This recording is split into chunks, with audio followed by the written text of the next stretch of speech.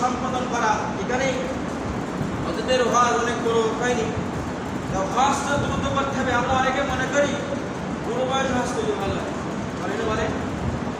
অনেকে বলে বুড়ো বয়সে হজ করবো, সেই বয়সে কোনো গুনাহ করবো না, ইবাদত বন্দি করবো, এই আমার জীবন শেষ হয়ে যাবে। না, হজ যখনই খরচ হয়ে যাবে তখনই হজ করতে হবে, তখন থেকে নিজেকে বিরত রাখতে হবে। বুড়ো বয়সে যদি সে বন্ধ না করতে পারে, ওই বড় বড় পাহাড়ে উঠতে পারবেন, বুড়ো বয়সে গিয়ে হাঁটতে পারবে। যুবক বয়সে গেলে সব কিছু আপনি সম্পাদন করতে পারবেন, সামর্থ্য হলে যেতে হবে। সে যুবক হোক আর বুড়ো হোক, সামর্থ্য অবস্থায় চলে যেতে হবে, দেরি করা যাবে না।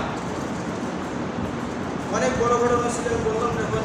এবং হজ না করার পরিণতি, হজ যদি আবু সাঈদ খুদরি রাদিয়াল্লাহু থেকে বর্ণিত, বিষ্ণু বলে, আল্লাহ রাব্বুল আলামিন বলেন, আমি আমার বান্দার শরীরকে সুস্থ রেখেছিলাম।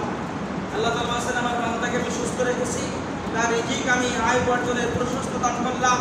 আল্লাহ তাআলা বলছে, এবং 5 বছর অতিক্রান্ত হওয়ার পরও যদি সে আমার গৃহে হজ কাবাসের উদ্দেশ্যে হজ করলো না, সে হতভাগা, সে বঞ্চিত।